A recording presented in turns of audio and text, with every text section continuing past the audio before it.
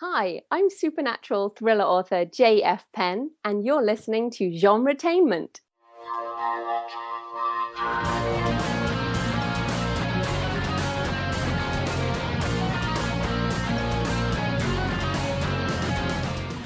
Hi everyone, welcome to another episode of GenreTainment at SciFiPulseRadio.com. We're your hosts, Marks and Julie. GenreTainment is where we talk about what's happening in the world of film, TV, and web series. We give you interviews with writers, directors, producers, and actors in both independent and not-so-independent creations. Now for this 98th episode, we talk to editor, publisher, literary agent, and writer Shawn Coyne, who will be discussing his information-packed new nonfiction book, The Story Grid, What Good Editors Know.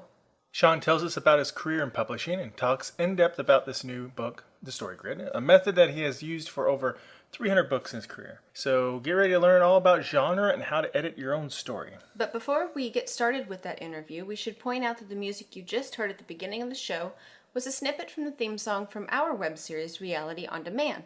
It was a song composed and performed by our friend T. Sean Hardy. You can find our web series at realityondemandseries.com. Now let's get started with our interview with Shawn Coyne. Well, hi, Shawn. Thanks for being on the show. Thank you for having me. I really appreciate it. Now, we really enjoyed your book, Story Grid, What Good Editors Know. Kind of curious, before we get too in-depth about that book, kind of curious about your career. You know, you've had a really long, successful career as an editor, publisher, literary agent, writer. How'd you get started in the whole book field in the first place? When I first got out of college, I thought I was going to go to medical school. And so I wisely took a year off to figure out exactly if I really wanted to do that. So while I was sort of goofing around, I was acting for a lot of different reasons. And I met my wife at Williamstown Theater Festival one summer. And when we got together, one of us had to get a job. So So she was a much, much better actor than I was. So I decided that it best be me. And so I tried to figure out exactly what it is that I really love to do that I could possibly get paid for. And the first thing that came to me was read. Luckily, I applied for a bunch of, entry-level positions in New York publishing. This is around 1991, 1992. And I started from there. I started at Dell Publishing back in 1992. That's great. And the great thing about it was that it was really at this transitional moment in book publishing history. And it was sort of old school because we didn't have computers at the time.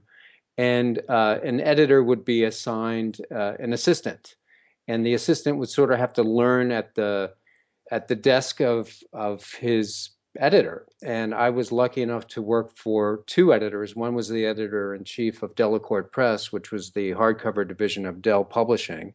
And Dell was this major, major mass market publishing company for years and years and years.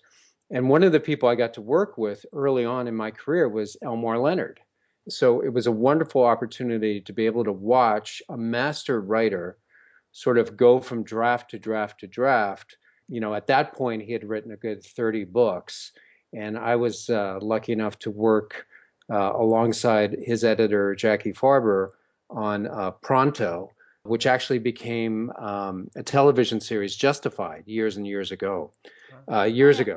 So it was a wonderful introduction to the craft of writing in a very, very early age. And through the years, I was always really fascinated on story structure and how exactly writers were capable of putting together these amazing stories, seemingly, overnight.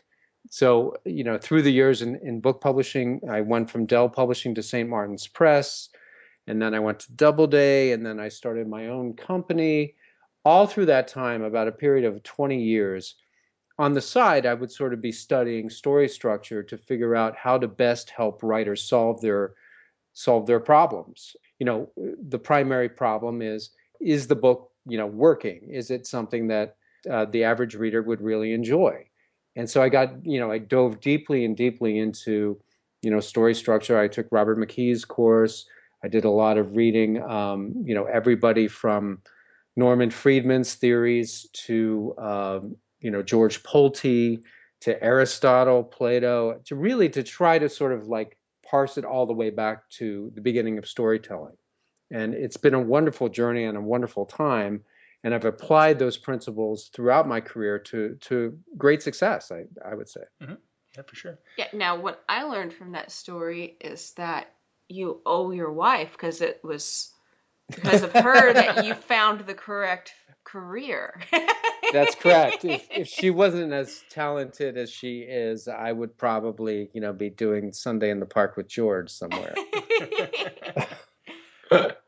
You mentioned a few names. You have like tons of people you've worked with over the years. Yeah, just pick one. They're actually like, Betty White. Woohoo! And of course, Robert McKee, you mentioned. Okay, is Betty White story. just as awesome in person as she seems? Well, the thing about Betty White is that she has written so many wonderful books. And, one of my jobs when I was at St. Martin's Press was to sort of buy the paperback rights to very successful hardcover books. And the thing about Betty White is that she has this really long track record of books about animals. Mm-hmm. And what I discovered when I was at St. Martin's, I was in the paperback division at the time, was that if you were able to get the right sort of package, meaning cover with the right animal and have Betty White's name on it, you were good to sell a good 10 to 15,000 copies. So, so it was sort of, predatory relationship more than, a hand thing. You've taken all this experience, if you learned, and have written this book, The Story Grid, which is a method that it sounds like you've developed over the years with your editing. We really enjoyed it. Curious what motivated you to take it from a concept to use to actually putting it in this book for everyone else. Well, just going back a little bit to my career, what I discovered very early on is that there was no textbook to learn how to edit a book. There are certainly textbooks to teach you how to correct grammar, to help with style. The E.B. White and Strunk and White's book is, a classic, and you've got all the great copy editing resources, thesauruses, dictionaries. But when I started in book publishing, I said, I went to my editor and I said, what's the preeminent book on editing, story editing? And she sort of drew a blank and said, well, that's not really the way it works. The way it works is that you'll sort of watch the way I work, and I used to watch the way the editor that I used to work for work, and it's sort of a mentorship. And I found that very strange because it's a very intense discipline to learn. And so what I said to myself over the years was, I need to teach this to myself. Mm-hmm. So the reason why I wrote the book, The Story Grid, was, I found a big hole, over the past 20 years. And I wanted to create a system, it's one system that a successful New York editor has used over his career to great success, that is simple enough and easy enough to understand that a writer can read this book and learn how to edit themselves. One of the biggest difficulties today in big New York publishing is editors don't have the time to do the kind of story editing that I was afforded when I was younger. And that's for a number of reasons. Primarily, they're acquisitions editors. Their job is to find the books that are going to sell the best and become bestsellers. So back when I started, there used to be sort of like a bullpen approach to developing talent. So you would have sort of genre interests among your editors who would find new talent and work with them from book to book to book. They wouldn't pay them a lot of money, but they would publish them and they'd work hard to make their career, pick up a little bit of steam with each and every book. And then at some point they would hit a tipping point and they would become a best-selling writer. And those are the careers of people like Harlan Coben, who I acquired when I was at Dell Publishing, 20 years ago. It took him a good 5 or 6 books before he became a bestseller. Michael Connelly is another example. I published Michael Connelly when I was at St. Martin's in paperback. This was way before he was a major New York Times bestseller. James Lee Burke, Robert Crace. These are some of the preeminent names in crime fiction today.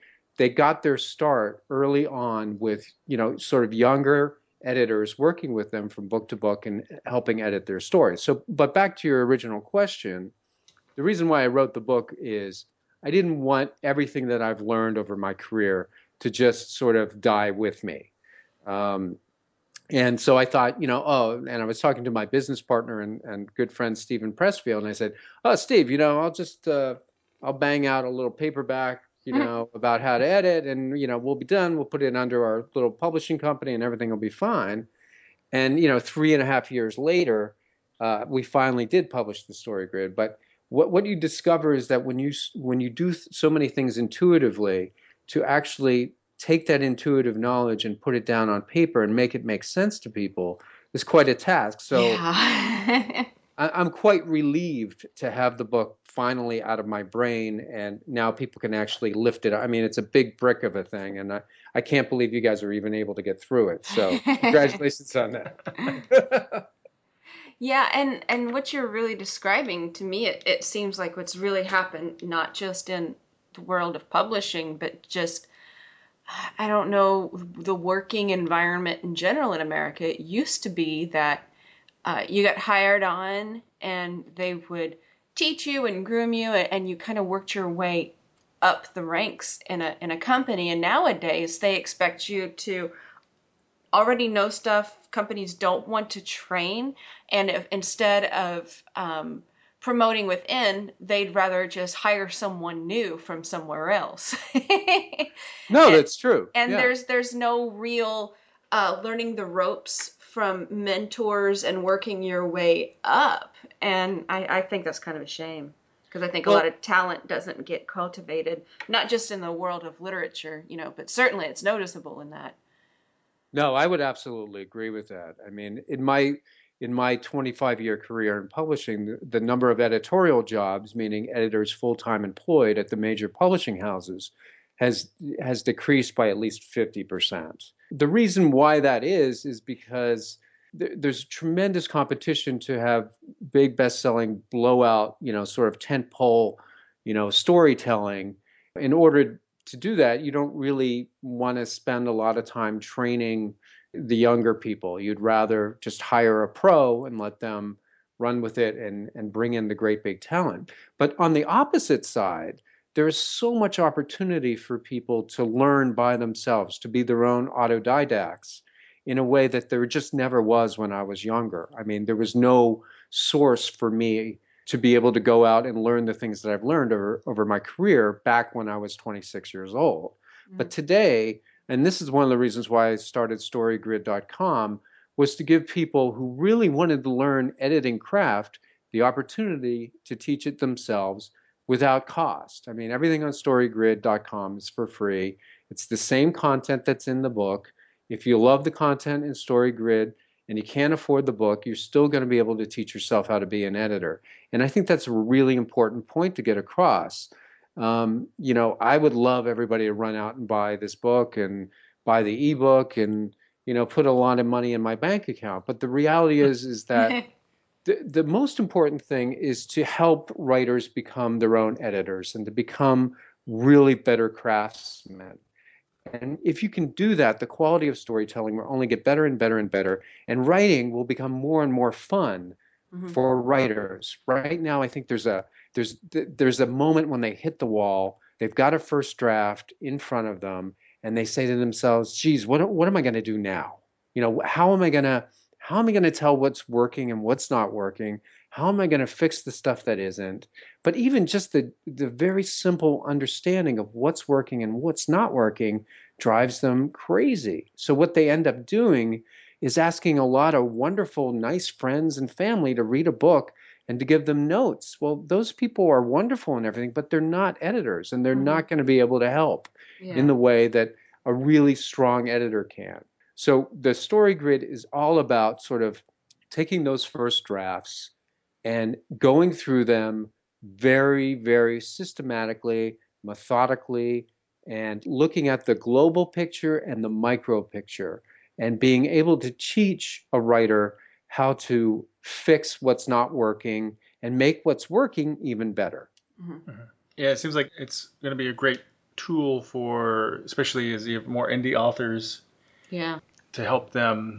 They should get an editor also, but also to help edit themselves too with these tools. They'll also be able to tell whether or not the editor who's trying to get their business really knows what they're talking about, because one of the things that used to drive me crazy as an editor, and I know writer friends of mine too, is when an editor has really great intentions and is really, positive energy, but they really don't know what they're talking about. So they'll say, yeah, they'll say things like, I really think you need some more oomph in that third act.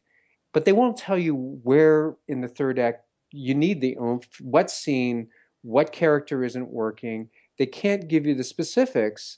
So they give you a lot of florid language that can only confuse the writer, because the writer can understand, oh, yeah, I guess I do need to pump up my third act, but how to do it and where to start and where exactly to make that happen is really important to know. And that's what an editor should help you do. So at the very least, here's go to storygrid.com and you're going to get a free lesson to be able to evaluate whether or not the editors who are trying to get your business are capable of actually helping you. That's a good idea. Yeah, because if they can't tell you what is oomphless, yes, it's like, do I need to have more of an action sequence that tells you the same information rather than these two characters talking in this scene, or is that scene working, or should I just have like a random circus come to town, or Exactly. Always the random circus. I'm for the random circus coming to town, because you can always introduce a killer clown into the second act. Yeah, you can never go wrong with that, right? Yeah. Well, you guys are on fire. He's like, boy, have I met two people who need my story grid. We are who you wrote it for. I wrote a book recently on web television, and I found by putting the things I knew on paper and just gathering together all that stuff that I learned some things that I didn't really quite know. Maybe they're just subconscious. So I'm wondering, when you wrote the story grid, was there some things that came out, kind of crystallized, that you didn't even realize until you wrote the book? Oh, absolutely. Whenever you write anything, it's sort of a magical experience. And I don't mean that in a woo-woo way. It's just, there's something that happens when you're creatively just sort of banging out copy. And it's hard to describe, but you sort of just did, Marks, because what you describe is while you're typing and while you're trying to move your points from A, B, C to D, another part of your brain sort of fires and sort of gives you a little hints. It's sort of what Steve Pressfield calls the muse, descending. And I'm not sure if I'm completely on board with the actual muse, but I do think that there's really something to the metaphysics of the left and right-handed sides of your brain. So when you're really applying, I think it's the right-handed side that's the creative part, and the left-handed is the more analytical part. But when you're really focusing on one side of your brain, the other brain sort of gets to rest and play. So as you're working on something and you've got a clear set goal and you're writing it, the analytical part of your brain will give you a little nugget here and there that you just end up starting to play with.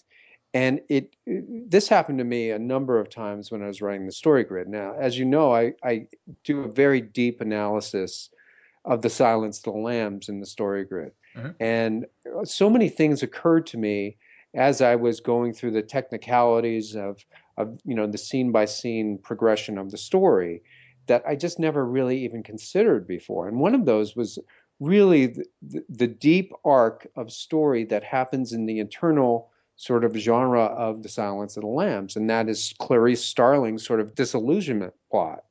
I mean, we think of the Silence of the Lambs as this amazing serial killer thriller that just scares the Jesus out of us, and it really is that. I mean, I'm not taking anything away from that, but what's underneath that story is this lead character who really comes to the realization that she's being used. She's being used by the FBI. What she thinks is a meritocracy is not a meritocracy. They're using her to sort of goose this psychopath to help solve a crime.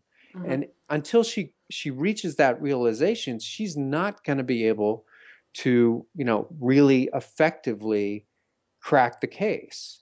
And anyway, I could go on and on about the internal genre and disillusionment plot in The Silence of the Lambs, and I do in the book.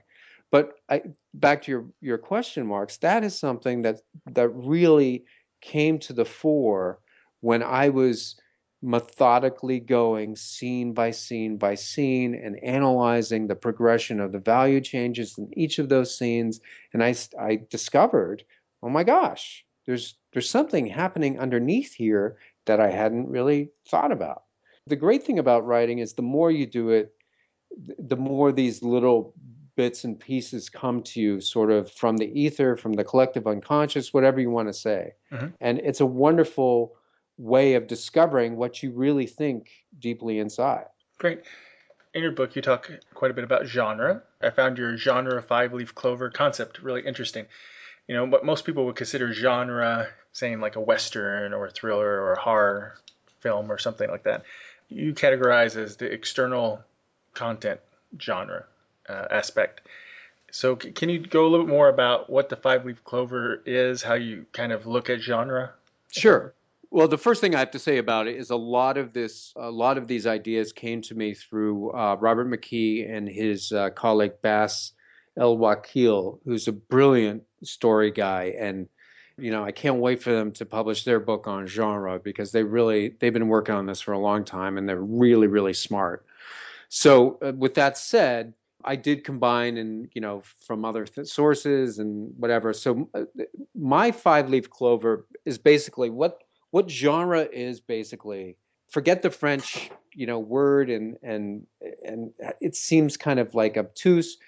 Basically, what genre does is it manages audience expectations. That's all it does. So, like when you go to see a movie, just by looking at a movie poster, that's managing your expectations. If you see The Rock is starring in something, it's going to be an action adventure something, right? Mm-hmm. So what the five-leaf genre clover are the five leaves on it manage one of the expectations of an audience. So if I'm going to lure you to read my novel or to read my, narrative nonfiction book, I'm going to have to answer these questions to you. Now, the first question that you're going to want to know is, how long is this thing going to be? Is this going to be a novel, or is this going to be a short story, or is this going to be a novella? How much time am I going to have to invest to watch this? So that's one leaf of the clover. It's a very simple question. Is it going to be long, medium, or short? Okay. The second one is the reality. What's sort of the reality that we're talking about here? Is this going to be, realism like, NYPD Blue or Silence of the Lambs, which is, a realistic sort of setting around and using the FBI as sort of a behavioral science unit as the setting? Is it realistic, or is it a fantasy? What is the reality that I'm going to be engaging here? And as long as you know when you go to see The Lord of the Rings, it's fantasy, right? Oh, that's what that is. Is that what that is? But immediately. So that's another question that you have to answer. And there's four different reality genres. There's absurdism, factualism, fantasy, and realism. And you can get all this for free at storygrid.com. I'm not going to go into each of them. But the third one is the style. The third leaf is the style. Is this going to be a drama, a comedy? Is this going to be a musical, a documentary? What? That's sort of the style of the storytelling. Mm-hmm.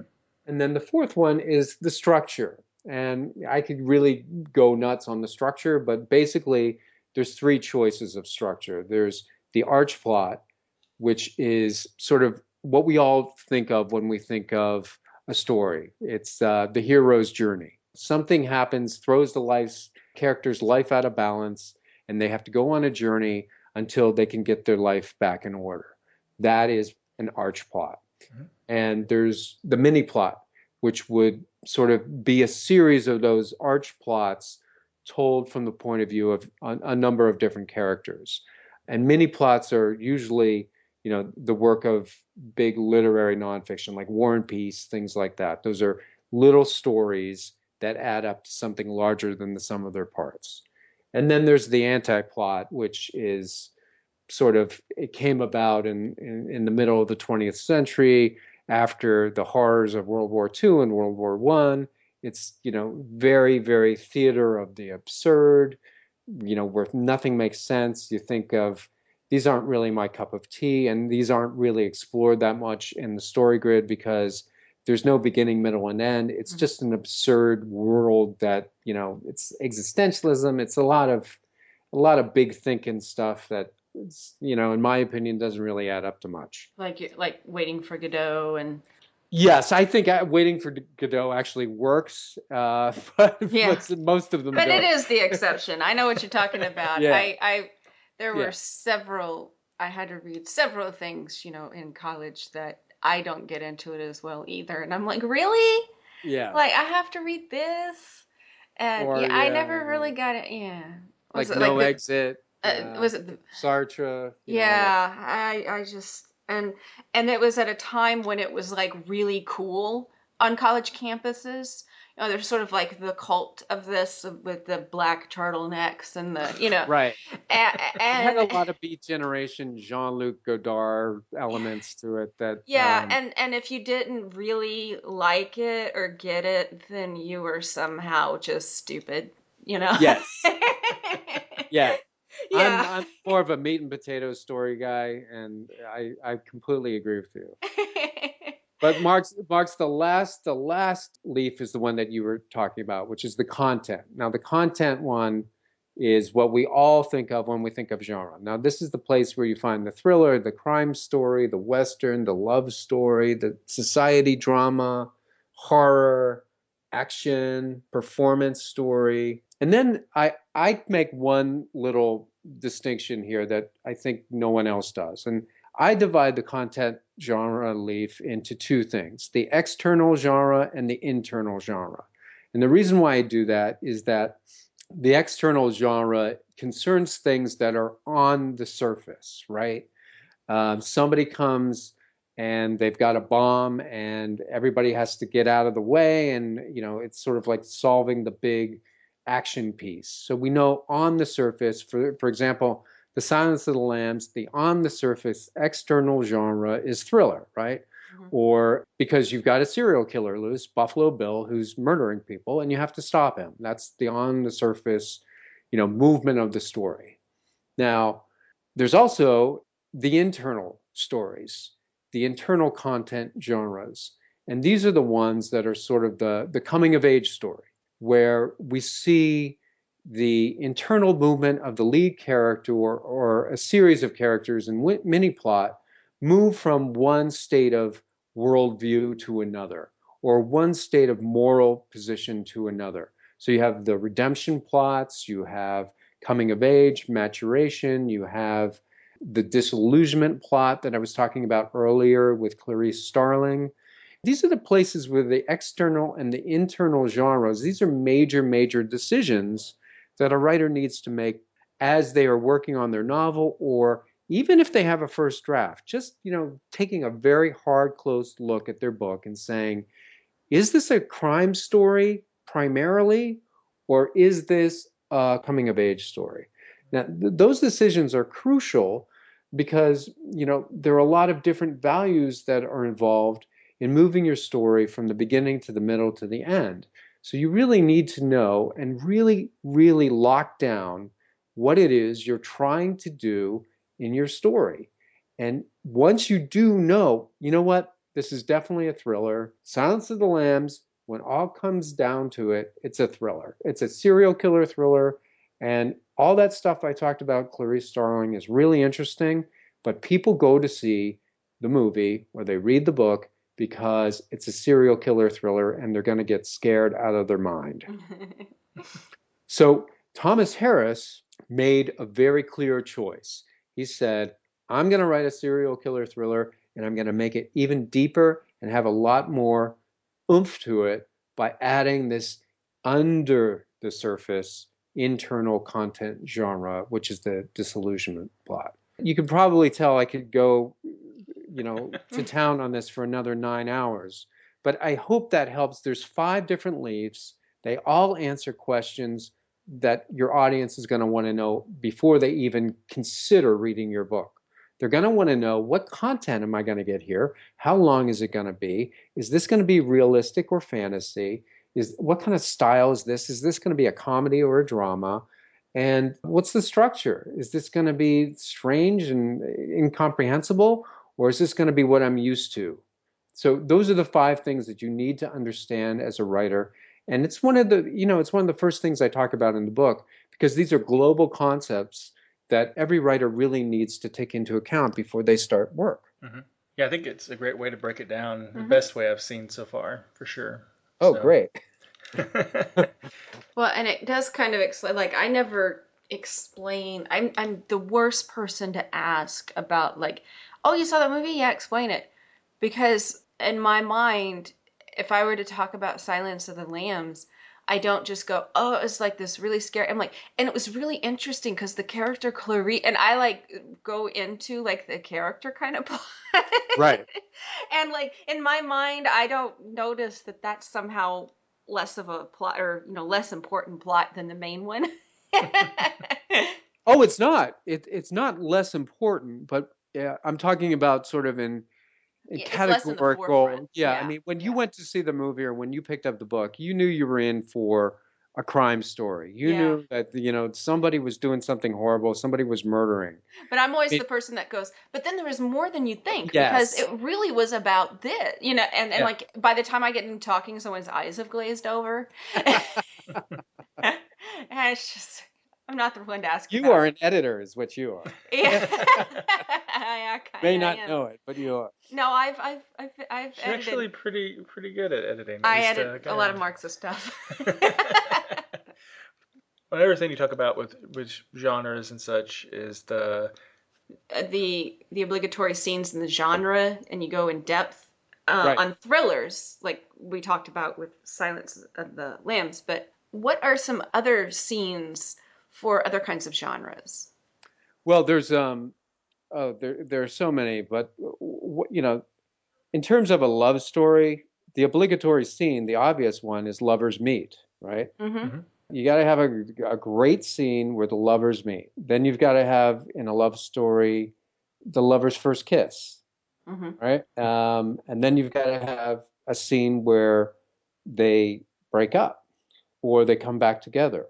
In terms of a performance story, now there are several kinds of different performance stories, but like the movie Whiplash, right? That's a performance story. Mm-hmm. And in a performance story, Rocky, that's a performance story. In a performance story, you need to have the big game, right? Or the big, the big performance. So in Whiplash, the movie ends with the obligatory scene, the most important obligatory scene, which is the big performance. And same with Rocky. You know when that movie starts, oh my gosh, I can't wait until they fight. Yeah. That is the beauty of a performance plot, is that you can build up to something. Anticipation, the inciting incident of Rocky is when, Rocky Balboa gets called in and gets the shot to fight the champ. So the obligatory thing is they better fight at the end. Now that's pretty obvious, but oftentimes you will find people who will develop a story that's a performance plot and not give you that final scene. Is that because they don't know that it's a performance story? That's part of it. And another part of it is fear, because the problem and the challenge of obligatory scenes is that they've been done to death, right? Mm-hmm. So how many times have we seen the big fight in a boxing movie or a boxing story over and over and over and over again? Yeah. So we get fear when we have to create and innovate a new one. So oftentimes what we'll do is I made a creative choice not to give that scene because, that's just cliche and it's been done a million times. Well, that's a cop-out. You've got to deliver the obligatory scene. In horror, the major obligatory scene is the victim at the mercy of the monster scene.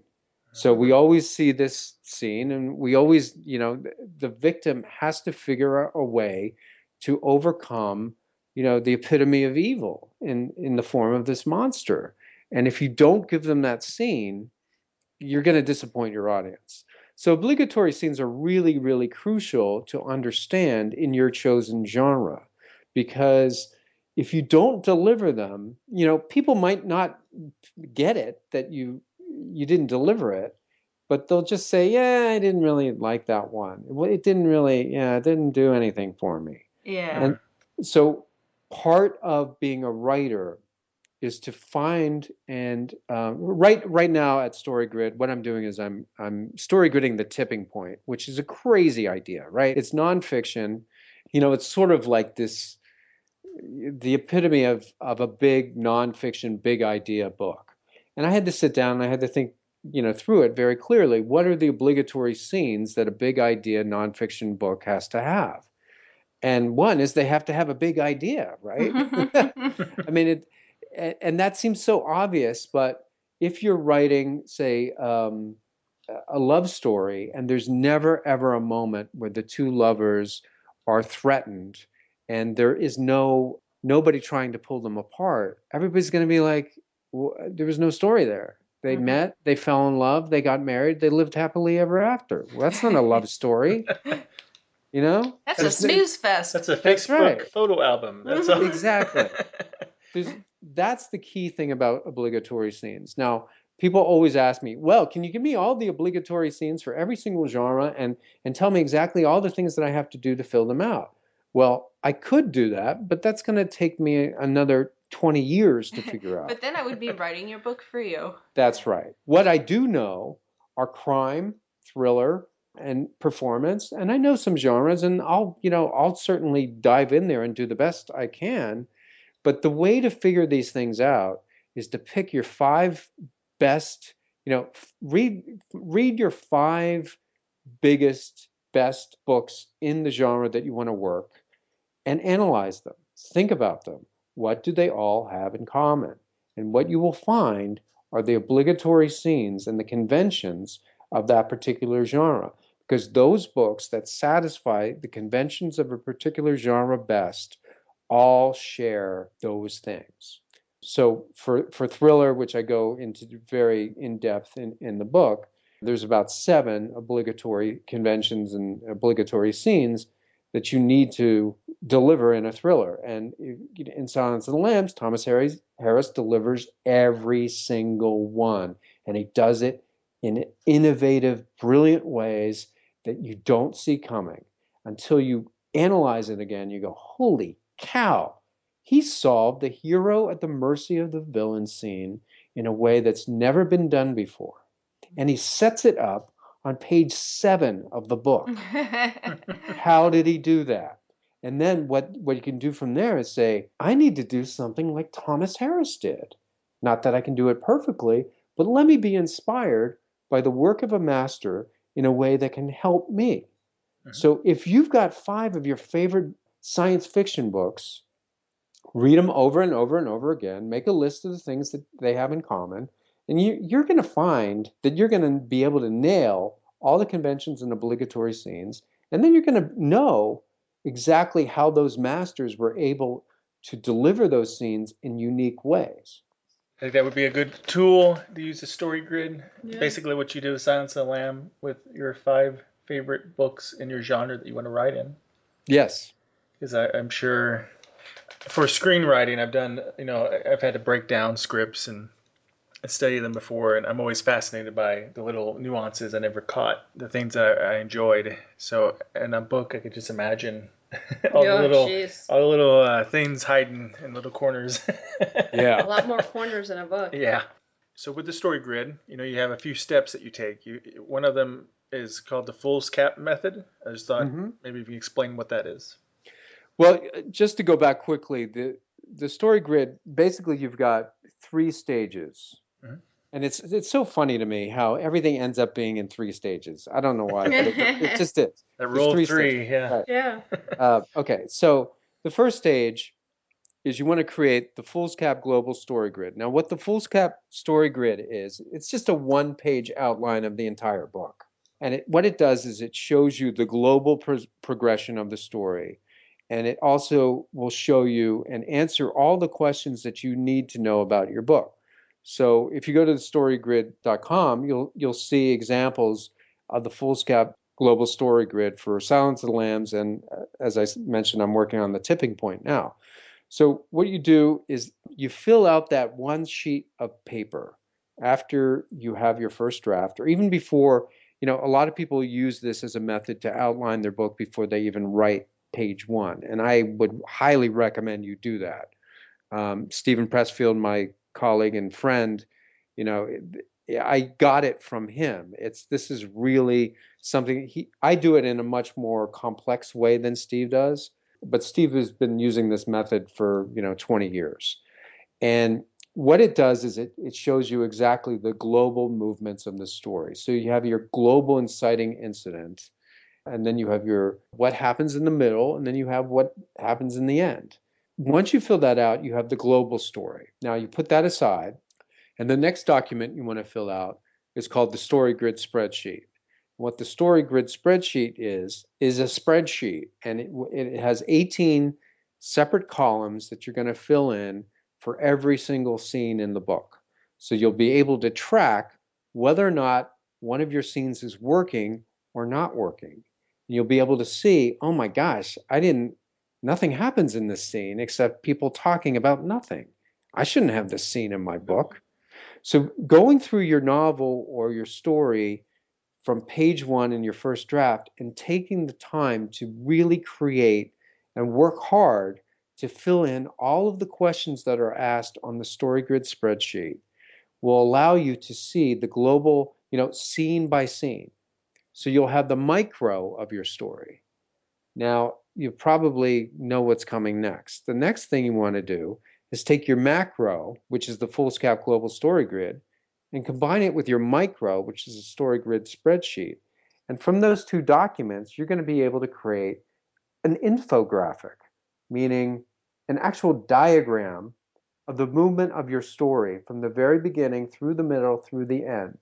And when you do that, you will see where things are moving, how they're working, and where they're not working. Whether or not you were able to abide the conventions and obligatory scenes of your chosen genres, all of the questions that are raised, and all the things you need to know about whether or not your story is working, and if it's working, can you make it better? Can you make it the best in its genre? So again, you've got 3 steps. You got to do the macro, you got to do the micro, and then you put the two together and you create a story grid. And from that, you are going to have the most complex marching orders to fix your book that you will ever imagine. And you will know exactly what you need to do, when you need to do it, and where. This is something that I've used for over 300 books that I've worked on in my career. It's remarkably helpful to a writer because it specifically tells them this scene is not working and this is why it's not working and this is how you can fix it. Yeah, and hearing you talk about it, it reminds me of the plot diagramming that you do in middle school or elementary school or whatever when they're teaching you. I don't know, that's what I did. I don't know if they do now, but in reality it looks very different, honestly, from the plot diagramming that I was taught. So it's like the same idea, but it looks like it's a lot more detailed. Well, yeah, I mean, it's like any discipline. Kurt Vonnegut, plot diagramming is not, I did not invent it in any way, shape, or form. And Kurt Vonnegut used to, for fun, sketch out these diagrams of all different kinds of stories. And you can go online and see it. And spreadsheeting and gridding is not original either. J.K. Rowling created the entire universe of Harry Potter using a very, very large spreadsheet. Yeah. So the difference between the two things is, it's very, very specific. It's as specific as you need it to be. Mm-hmm. Now you can spend years, going through story grid specificity and driving yourself crazy. The most important thing to remember about the story grid is it's a tool, right? Yeah. So if you are really hitting the bricks and you don't know what's wrong and you're in great despair, going through these steps and really taking the time to think about these things is going to be immeasurably helpful. Yeah. It's going to be rational and reasonable. but you don't have to kill yourself if your book is working and if you're satisfied with it. Mm-hmm. Now, are there flaws in there's flaws in everything. Yeah. This is just a tool to find out where they are. Yeah, well, this one looks like it's more useful. I remember not getting a lot of, not feeling very helped by the much more generic plot diagram I did when I was younger. I'm sure they were keeping it simple because of, Right. our age. But now I'm looking at this and going, oh, hey, maybe that's what we should have been working towards, because this looks like it actually has some helpful information in it. Well, it's all building blocks, it's Yeah. all, I try not to overwhelm everybody at the very beginning of the book, because you really can get lost in the weeds. Yeah. And so it's really building blocks. So like starting with genre and understanding, oh, okay, genre doesn't mean cheesy stuff. It means satisfying audience expectations. Mm-hmm. Now, if you're a writer and you don't want to satisfy audience expectations, you're not going to have a very long career. Mm-mm. Because everybody writes for a reason. And the reason is they want other people to read them. They want them to hear what they're saying. They have a point of view. They have something to say. Mm-hmm. So you need to think about your audience when you write. I'm not saying you have to kowtow to your audience. And the great thing about is the audience is so fully immersed in story tradition. We all intuitively know every single thing that I write about in the story grid. We know it in Mm-hmm. our DNA. Yeah. So when people go to a movie and they say, I didn't like it, there's a very specific reason why they didn't like it. They may not know what it is. Exactly, but there is. Yeah. So anyway, I'm blathering, but No, I like it. Well, the book is packed with information, but you do give it a nice chunks in each chapter where it doesn't overwhelm you. You give a path through the weeds, I think, is what Right. Rather than letting people get lost in them, is what Mark's is trying good. to say. Yeah, and it reminds me, McKee's story is always a must-have book for script writing, especially. And I never really found too many books that were an equivalent. I know stories more than just script writing, or can be used for more in script writing, but it's very focused, more towards that. Never really found books that really kind of had that same kind of service for novels until now. This book, I feel, is like it's like the story for novels. Oh, great. That's a great compliment. Thank you. So it's a great book. I think everybody should check it out, especially for editors, but really for any writer. And before we go, what else are you working on? Is there anything else you'd like to promote? Upcoming projects? Not really. I really have my hands full with the story grid stuff. It's a lot of fun. The other thing is that the publisher of the story grid, I'm actually the publisher as well as the writer and editor of my own stuff. But actually, I was edited by Steve Pressfield, who's my business partner. The company is called Black Irish Books, and we publish pretty much, wonderful books that are, we hope, encourage people to really kind of fight their inner lazy bones and, get to work. I mean, we publish The War of Art, Turning Pro, Do the Work, all of Steve's nonfiction, with the exception of his narrative nonfiction, we publish at Black Irish Books. And so, anybody inspired should check out blackirishbooks.com. They're really, really fun. They're not cheesy kind of. I really like the practicality of the books themselves. And so I guess that's the only other thing I would promote is the company. We're very small. We don't plan on getting any larger. If we do, we'll shut down because that was our agreement.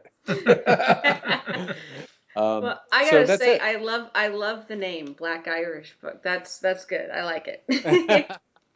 Yeah, well, Black Irish people, and I count myself as one. We have a short fuse.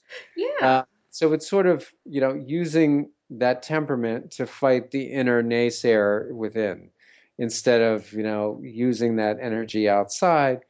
Turn that vigor and aggressive nature inside and challenge yourself and don't be satisfied with, it's just they'll never understand me at work if I say that, or I could never be a writer. I'm no good. All that crap that we tell ourselves. I like it.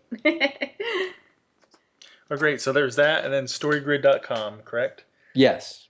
All right. Well, thank you so much for being on the Yes, show. thank you. Thanks so much, guys. All right. Thank you. Take care.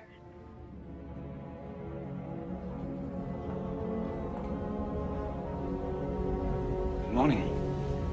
Dr. Lecter, my name is Clarice Starling. May I speak with you? You're one of Jack Crawford's, aren't you? I am, yes. May I see your credentials? Certainly. Closer, please. Closer. That expires in 1 week. You're not real FBI, are you?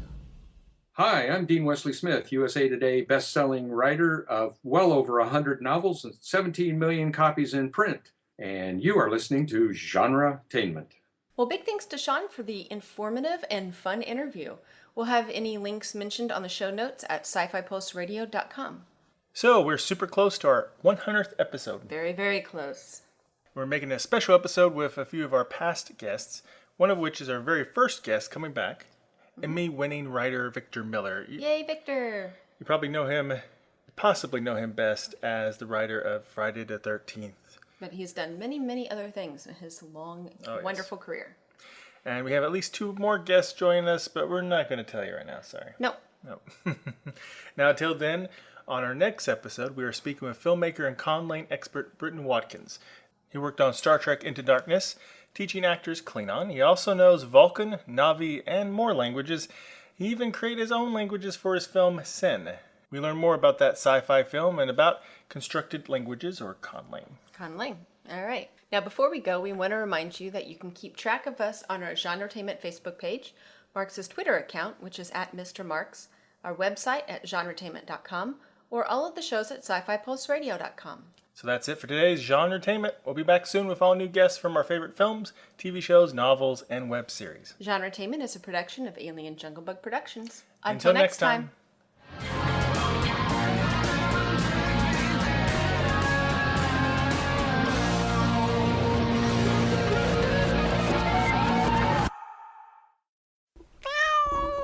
Bad monkey.